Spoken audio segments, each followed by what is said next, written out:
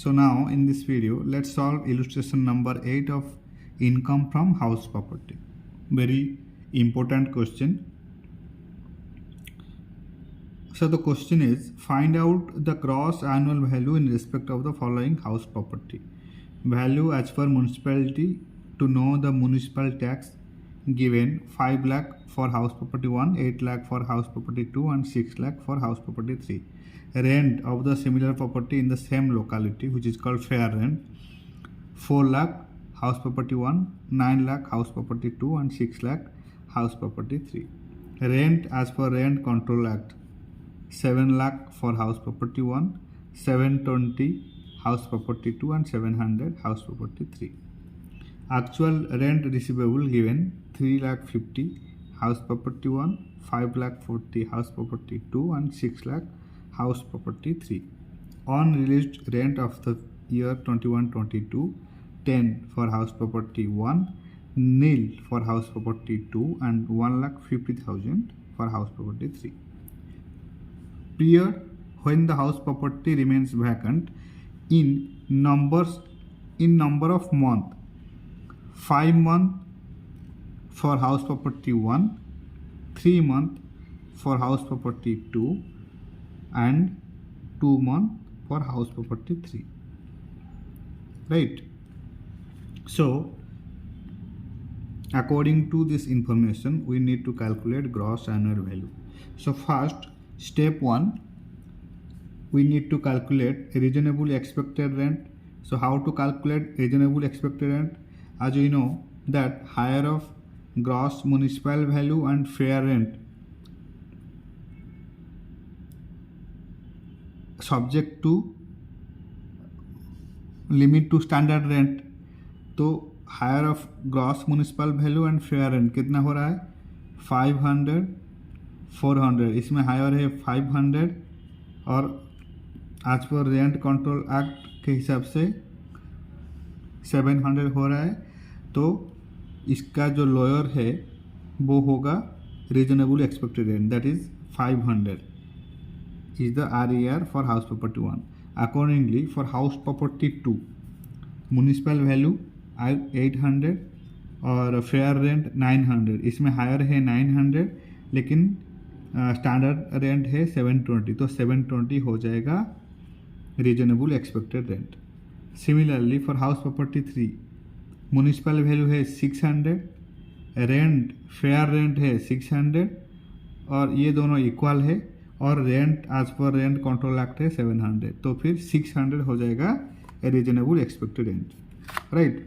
Now comes to second part, actual rent receivable less unrealised rent. Actual rent receivable less unrealised rent.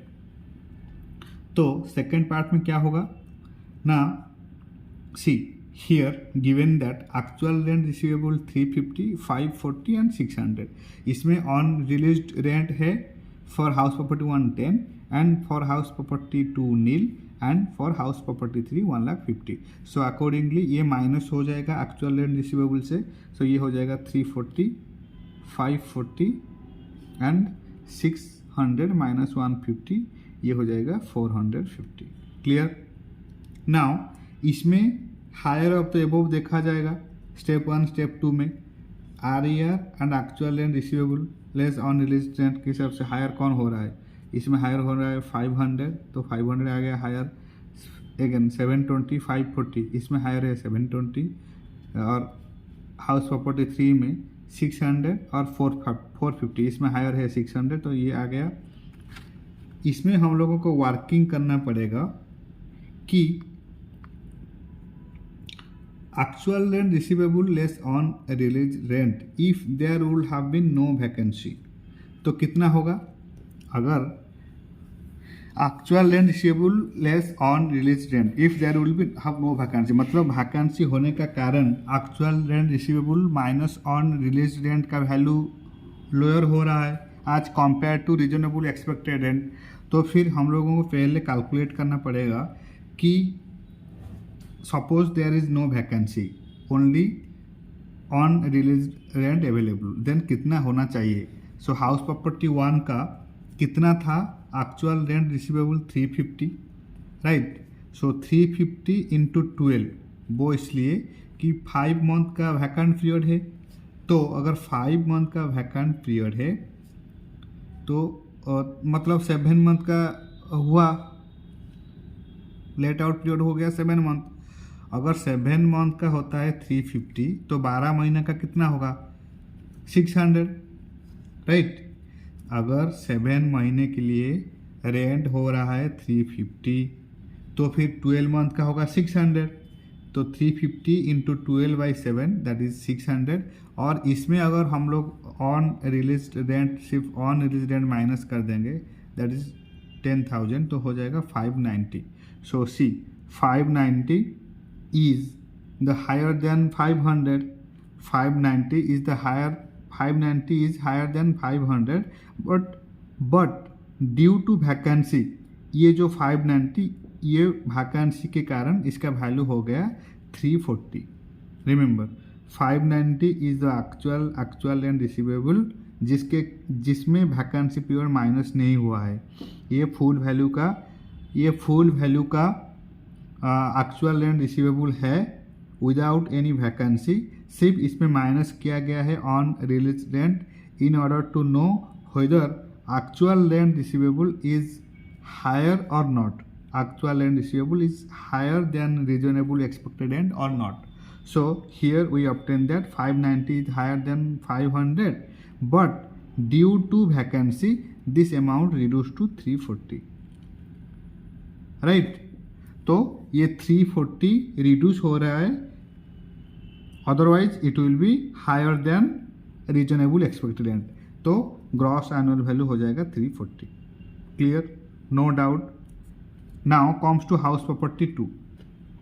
House property 2 में reasonable expected rent आज we obtain 720, actual rent receivable less on release rent आया 540, ठीक, और इसमें higher है 720, ठीक। लेकिन ये जो 540 है, ये भी वही सेम टू सेम केस, ये जो 540 है ये डिक्रीज हो रहा है just because of vacancy, otherwise इसका वैल्यू होना चाहिए था 720। कैसे? सी हाउस प्रॉपर्टी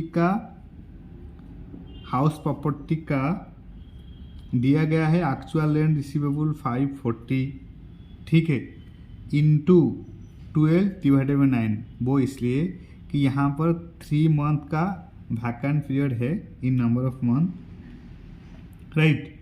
तो अगर 3 मंथ का वैकेंट पीरियड है तो 9 मंथ का है 540, अगर 9 मंथ का 540 है तो 12 महीना का कितना होगा 12 महीना का होगा 720, 540 इंटू 12/9 ये हो जाएगा 720, राइट। तो एक्चुअल ये हो रहा है 720, if there will have no vacancy 720 हो रहा है, तो वैकेंसी होने के कारण इसका वैल्यू रिड्यूस होकर 540 हो रहा है, अदरवाइज इसका वैल्यू हो रहा है 720, right.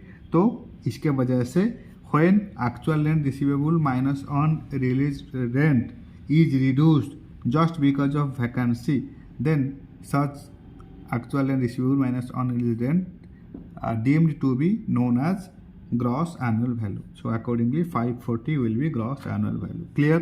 Now comes to house property 3. तो house property 3 में वही केस, reasonable expected rent है 600 और actual rent received और receivable minus on release rent 450, वो एक्चुअली रिसीवेबल था 600 और इसमें 150 150 माइनस कर देंगे तो ये हो गया 450। और यहाँ पर देखना पड़ेगा कि ये जो actual rent receivable for the unit house property 3 जो कि 600 है, ये ऑलरेडी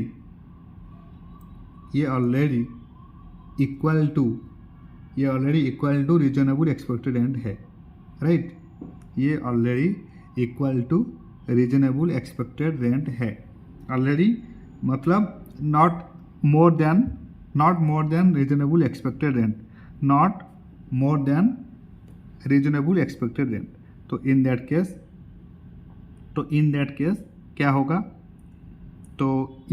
क्या होगा, ना 600 को मान लिया जाएगा, तो रीजनेबल एक्सपेक्टेड रेंट जो 600 है उसको मान लिया जाएगा कि ये हो गया आपका ग्रॉस एनुअल वैल्यू, राइट। तो in this way we have nicely solve illustration number 8। ये बहुत इजी है, आपको सिर्फ प्रोविज़न जो है वो सब याद करना पड़ेगा और 2 से 3 बार प्रैक्टिस करना पड़ेगा अच्छे से, so that you can easily solve in examination. Okay, so this is it all about illustration number 8। इसके नेक्स्ट वीडियो में हम लोग डिस्कस करेंगे illustration number 9, which is taxes levied by local authority, which is called municipal tax, provision to section 23 subsection 1. Okay, so thank you so much for your time, thank you so much for your support, and happy studying.